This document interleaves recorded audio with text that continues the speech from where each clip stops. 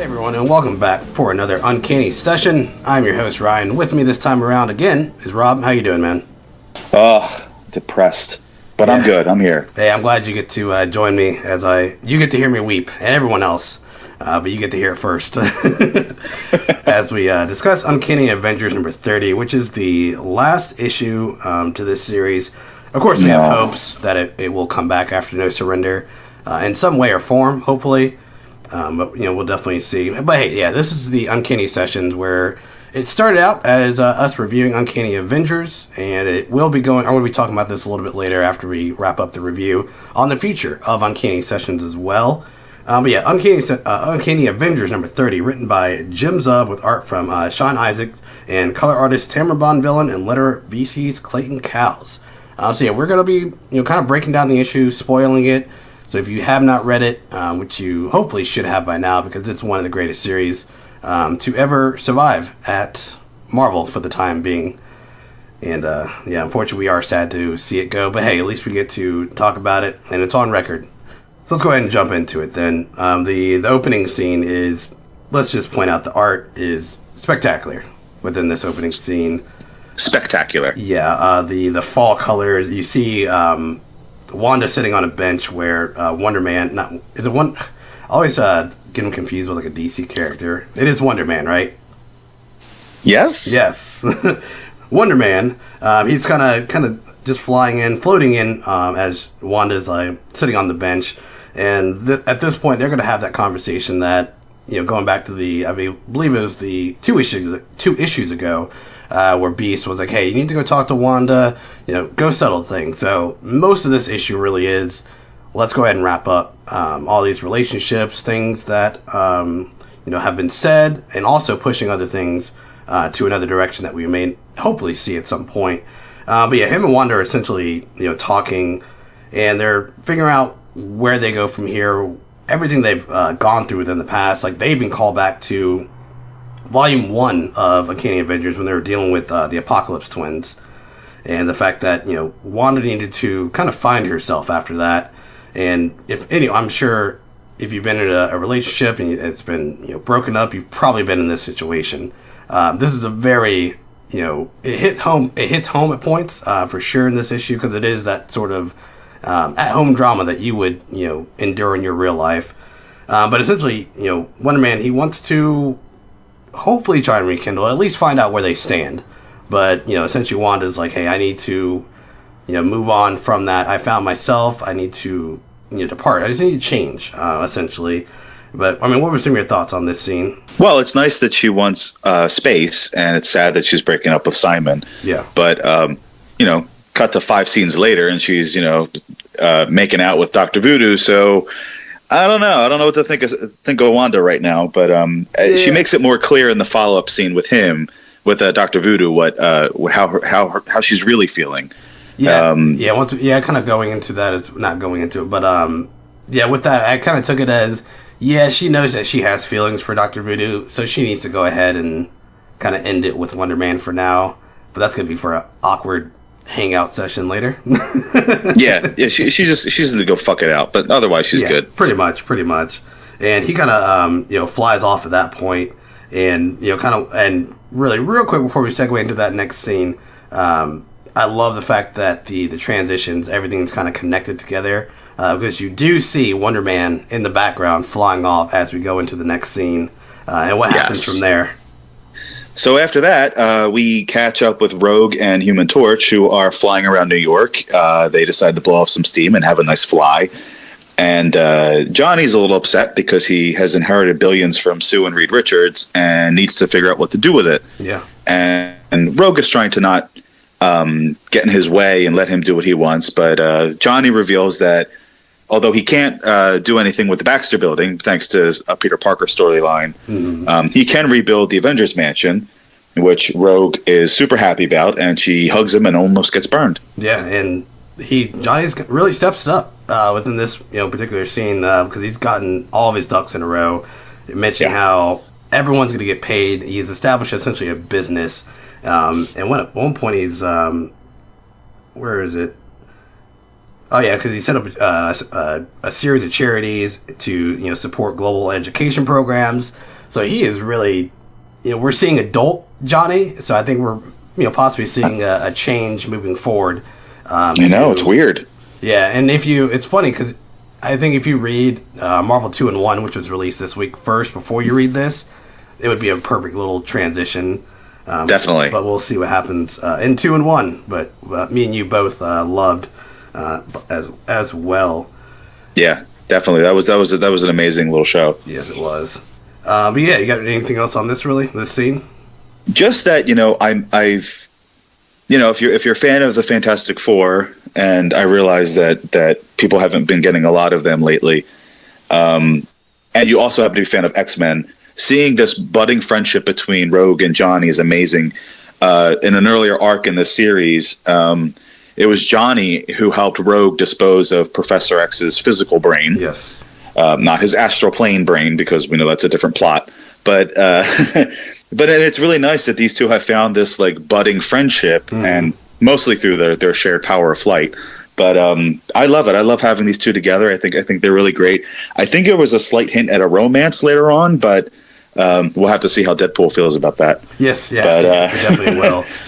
But I love it. I love these guys together. I think they're awesome. Yeah, we get to see the first family and the second family of the Marvel Universe together, which has been like one of my main attractions to this book, is being able to see these two teams together, because we necessarily don't see them in any other books. So that's why it makes it even harder that this series is ending, just for the sheer fact that we won't be able to see them together. I mean, we'll be able to see them probably in No Surrender, but we'll see what happens afterwards.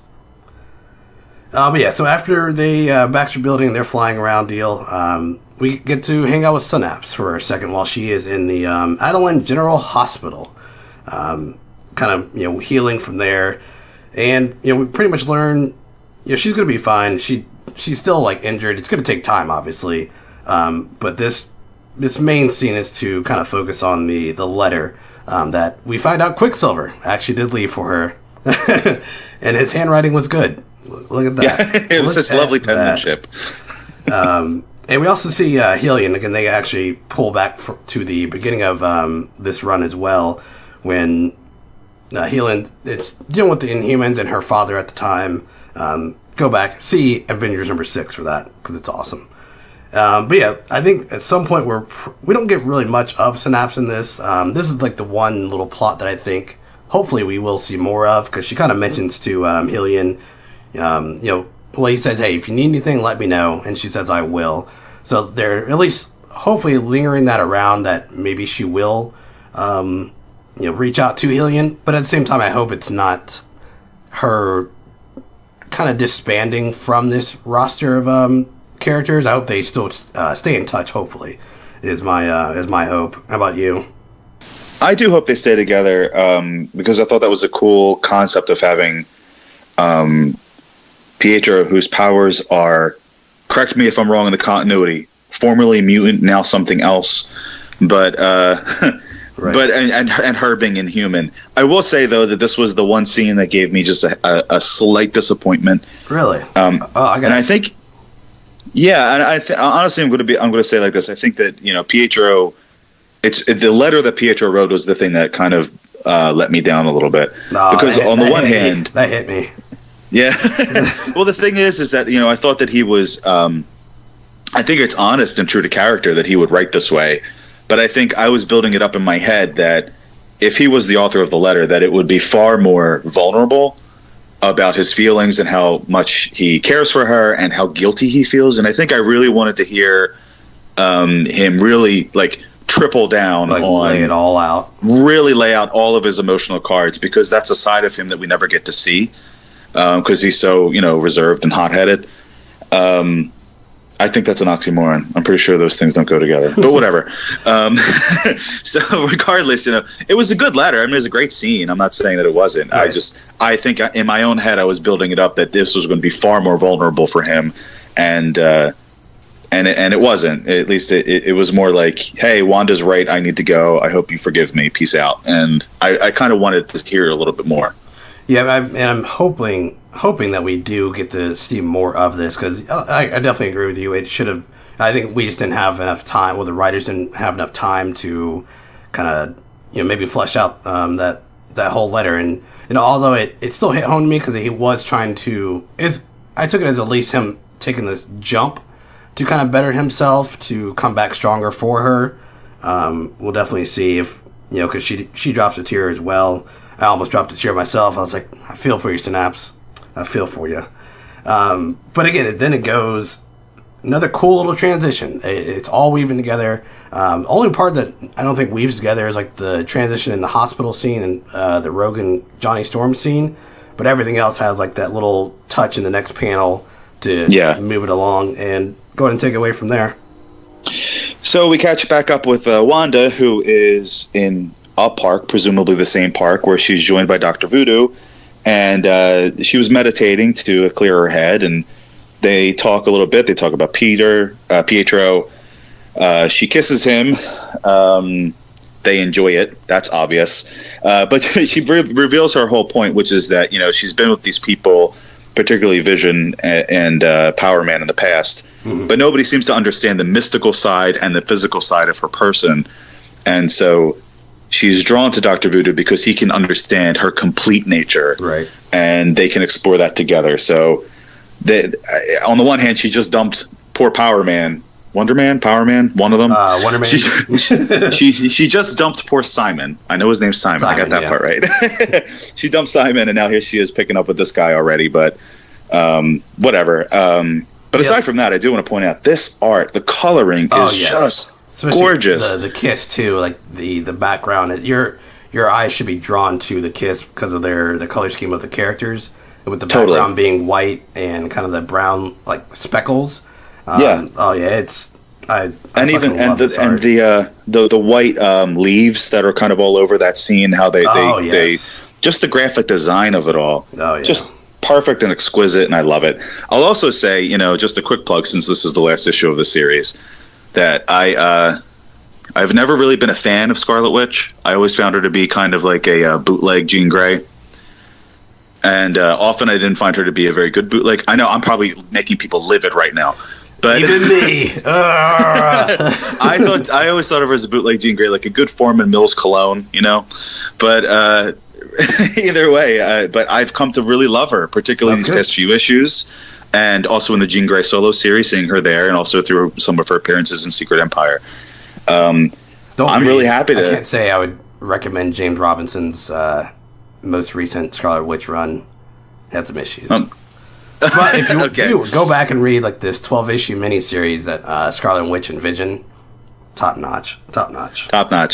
Well, I've come to really, really like her. I think she's great. I think her character is getting a lot of redemption. Yes. I like seeing her understand the duality of her very evil tendency powers and her good heart, and how she's trying to repair her relationship with Rogue and the mutant community. Yes, yep. I'm absolutely falling in love with Scarlet Witch, and this is one of the scenes that makes me do it. Yeah, and she also at this scene, she's pushing her redemption onto Dr. Voodoo, like saying, hey, you're in the same boat as me. You haven't necessarily, you focus too much on the being a superhero and saving things.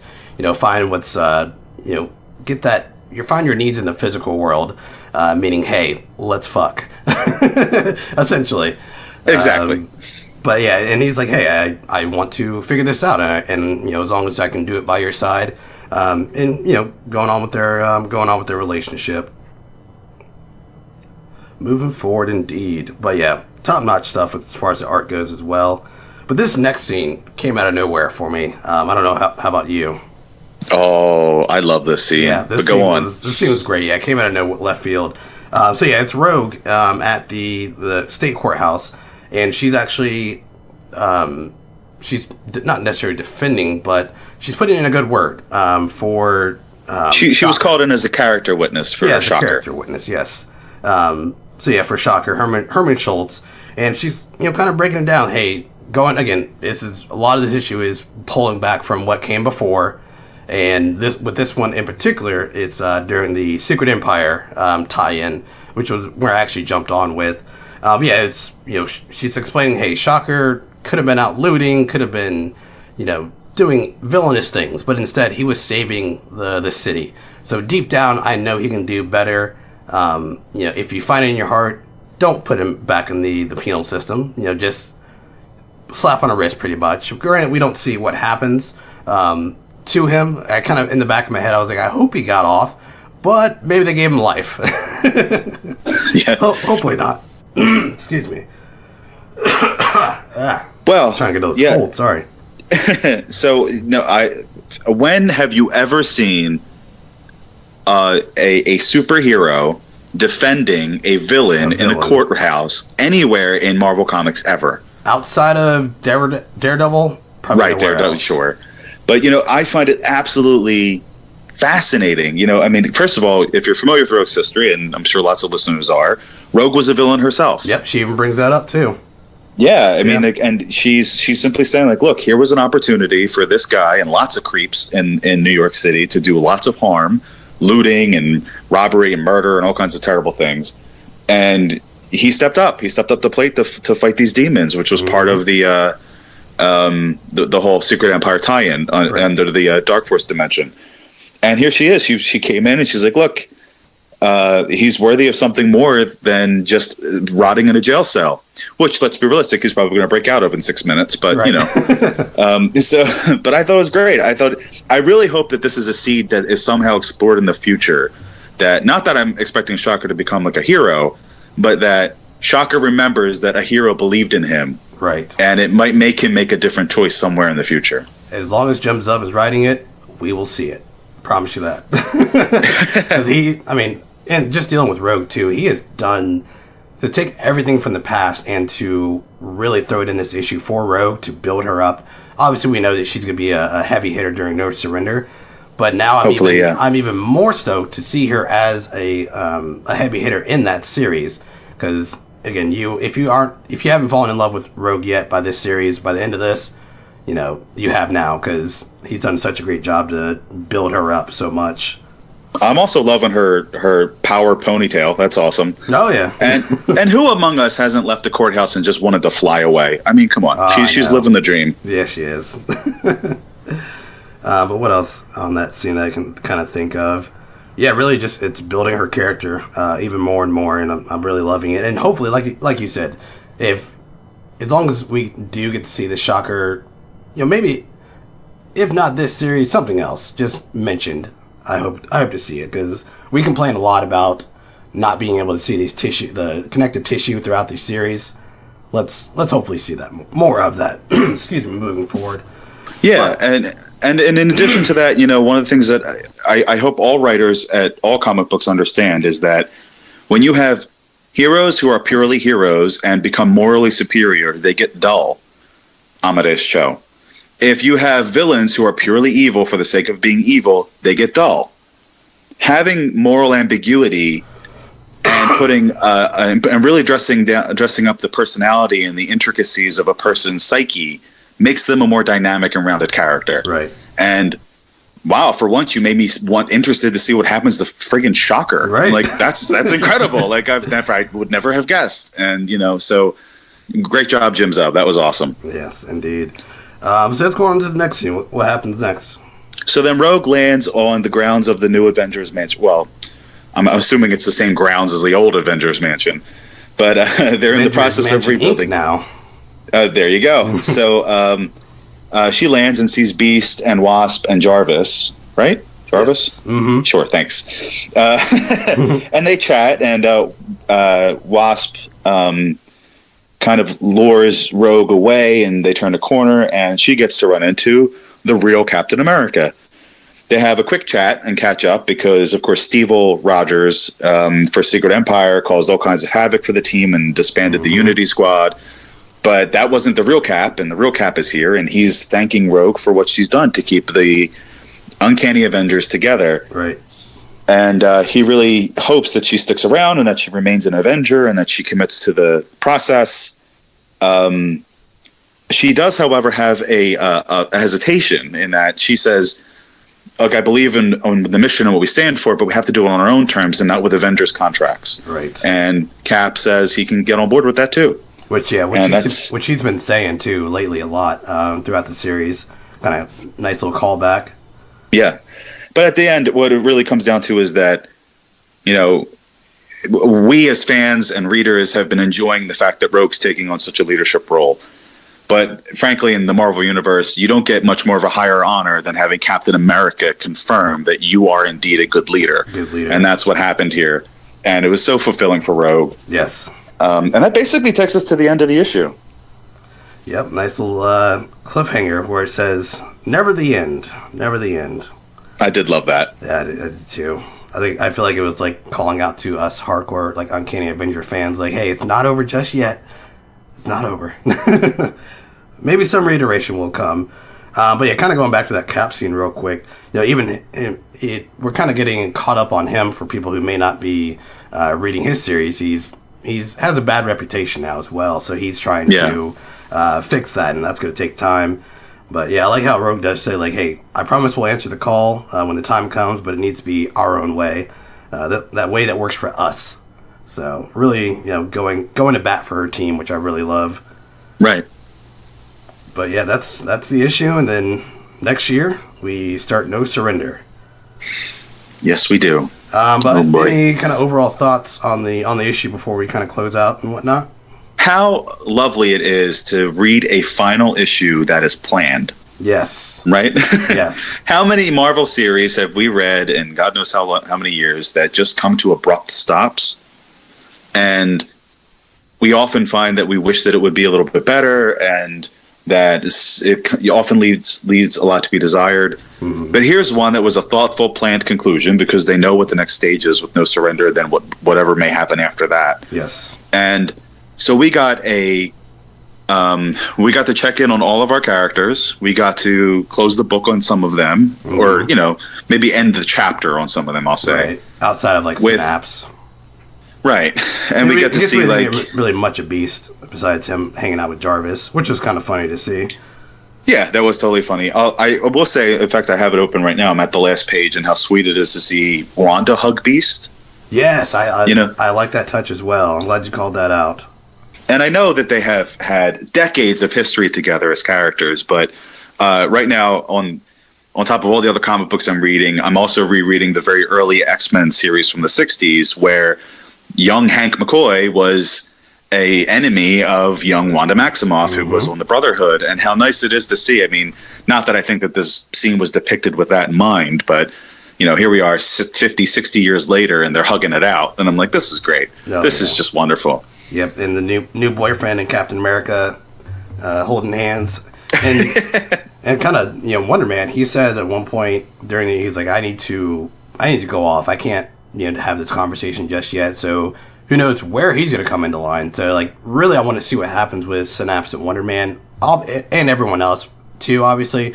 But everyone else, I think we got a closed chapter on, closed case for now, as we go into No Surrender. So, granted, not everything was wrapped up, but if I cross my fingers, they have a plan to make sure it's brought back up, either in No Surrender, or maybe Jim Zub and this creative team has something else planned, because this creative team on this particular, because I think they jumped on at issue 25 or 22, I believe. I can't remember. Sure. Yeah, I can't remember which one exactly. But yeah, it's always been great so far. But when they got Sean and Tamara and now Jim Zub, it just blew everything else out of the water that was coming out that week, honestly. Yeah, absolutely. And I really do hope they keep Sean and Tamara, on board as a creative team somewhere else, because they are a force to be reckoned with. Like, it's insane how good they are. I know I can't remember if I mentioned it before, but Timber Von Villain's also on Wayward over at Image Comics with Jim Zub. Read it. It is phenomenal. Talk about world building and not having restrictions. Like, it is right up your alley. right up your alley, I promise you. That is what I hope. I really hope comes out of No Surrender is a lot of attention to world building and humanity and the humanity of these superheroes and the psyches of each and their interpersonal relationships. You know, we can see the previews on the very last page of this, what the first 4 covers are going to look like. And man, if you look at the cover of number 1, there's, God, how many characters are that? 25? Oh, boy. Yeah, a lot. So there's a lot to cram in, and I hope that nobody gets short-rifted.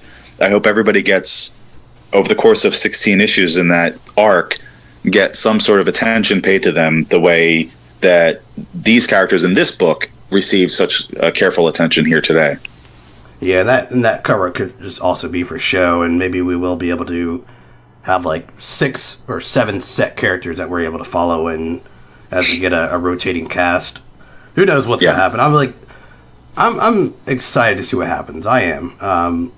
It just sucks that we have to end Uncanny Avengers for that to happen.